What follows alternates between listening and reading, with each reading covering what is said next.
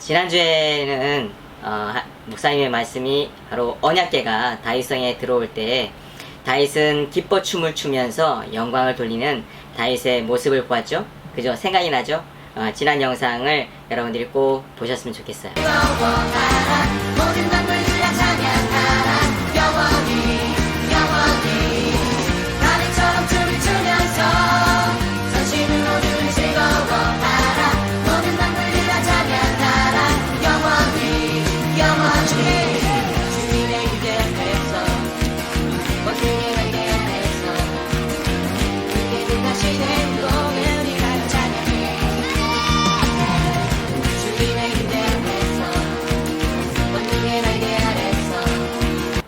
그렇게 하나님께 순종하던 이스라엘의 왕에게도 시험이 찾아왔습니다.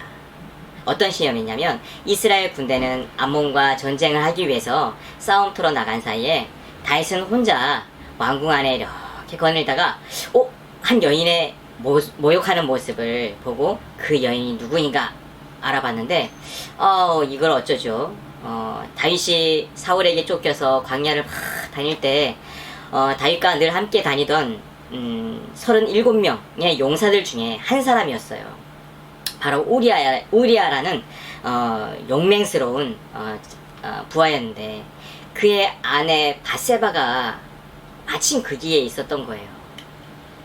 그렇다면 그렇구나. 내 사랑하는 37인의 용사 중에 용사인 우리아의 아내 밧세바였구나 라고 이제 멈춰야 되는데 어떻게 하냐면 그를 데리고 와서 동침을 하여서 임신을 하게 만듭니다. 그 죄를 숨기기 위해서 다윗은 전쟁에 돌아온 우리아를 집으로 보내서 자도록 하는데 그 우리아는 병사들이 집에 못 가는데 내가 어떻게 내 집에서 편하게 잘 수 있습니까? 라고 하며 가지 않습니다. 그러자 다윗은 요압 장군을 통해 가지고 그를 전쟁에서 맨 앞에 세우고 전쟁을 치르다가 그를 죽게 만들어 버립니다. 충신인 우리아가 그의 뜻대로 전쟁에서 죽자 다윗은 밧세바와 함께 살게 되지요. 이 사건은 아무도 모르는 범죄로 그냥 넘어가는 듯 싶었습니다. 그러나 거룩하신 하나님은 그를 그냥 죄 가운데 내버려 둘 리가 없지요. 우리 하나님의 자녀들도요, 하나님께서는 우리를 죄 가운데 그냥 내버려 두지 않으십니다. 반드시 죄를 깨닫게 하시고 또한 그 죄를 회개하게 하시는 분이 바로 우리 하나님이십니다. 이 사건은 하나님 보시기에 악했어요. 그래서 나단 선지자를 보내셔서 다윗의 그런 자신의 죄를 보게 하십니다. 나단 선지자는 가난한 사람에게서 한 마리밖에 남지 않은 그 양을 빼앗아간 어떤 부자의 이야기를 다윗에게 해주었어요. 그러자 다윗은 분노했지만 그 부자가 바로 당신이다라는 것을 듣고는 진심으로 회개를 합니다. 죄의 대가로 밧세바가 낳은 첫 번째 아이가 태어난 지 얼마 되지 않아서 병으로 인해 죽습니다. 그런데 하나님의 긍휼을 구하며 금식하며 기도했지만 결국 일주일 만에 아이가 죽게 되죠. 다윗은 하나님의 은혜로 나라가 강해지고 또한 평안할 때 은밀한 죄를 지었는데 우리의 생활도 하나님의 선물로 지금 편안하고 안전한 신앙생활을 하는 것 같아도 조심해야 할 것은 하나님께서 날 사랑하심과 하나님의 자녀로서 당연히 해야 할 일들을 뒤로 미루고 살아간다는 것입니다. 적극적인 그런 사람들은 하나님이 어디 있냐고 저주하고 또한 소극적인 사람들은 하나님의 말씀에 무관심하여 세상의 행복과 즐거움에 빠져 살아가고 있는 모습이 다윗이 모욕하는 밧세바를 보고 간음을 저지름과 무엇이 다르겠습니까? 죄를 짓는 모든 사람들은 은밀하게 계획하고 숨어서 그것을 진행합니다. 누구에게도 들키지 않게 하기 위해서지요. 그러나 하나님은 절대로 속일 수 없는 분이십니다. 죄는 원수 마귀에게 비방거리를 제공하고요.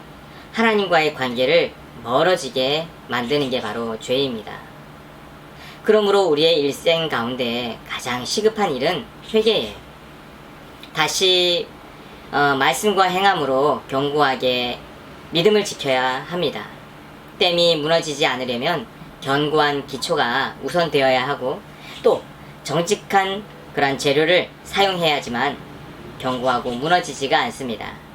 코로나19로 예배를 멀리하고 세상 말에 귀를 기울이다 보면 우리의 신앙은 무너지게 되어 회복하기가 힘들어집니다. 다윗이 사랑한 밧세바와 부적절한 관계 때문에 첫째 아이는 죽게 되죠.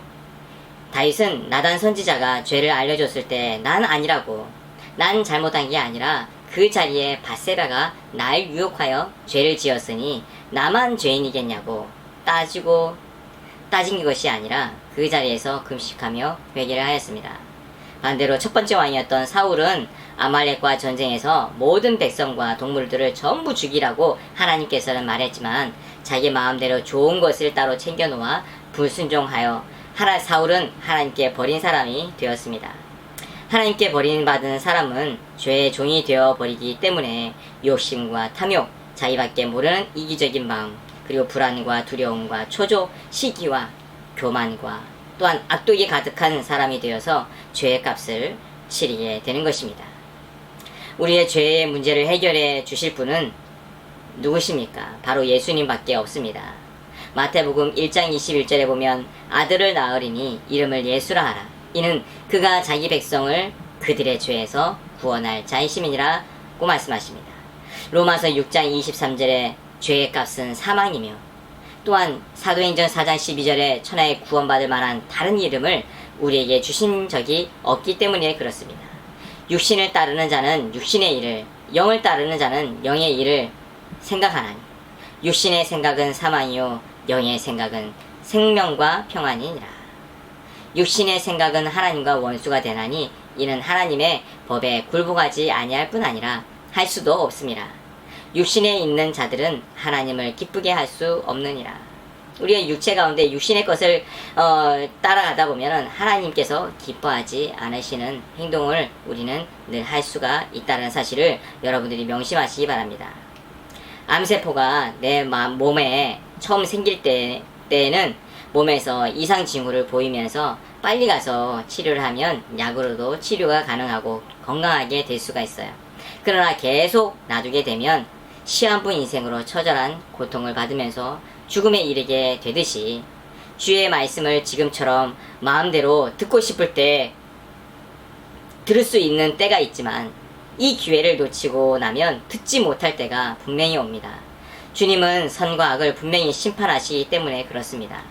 히브리서 3장 14절에 보면 우리가 시작할 때에 확신한 것은 끝까지 견디고 잡고 있으면 그리스도와 함께 참여한 자가 되리라. 또 마태복음 10장 22절에 보면 또 너희가 내 이름으로 말미암아 모든 사람에게 미움을 받을 것이나 끝까지 견디는 자는 구원을 얻을 것이다. 예수님께서 첫 사역을 하실 때에 회개하라 천국이 가까이 왔느니라고 말씀하셨어요. 주님은 사랑하는 자를 책망하시고 징계를 하십니다. 그러므로 우리는 더욱더 열심을 내고 회개하며 또한 우리에게 주시는 그 말씀 하나님의 음성을 듣고 회개해서 정말 거룩한 하나님의 자녀와 가정이 되기를 축복합니다.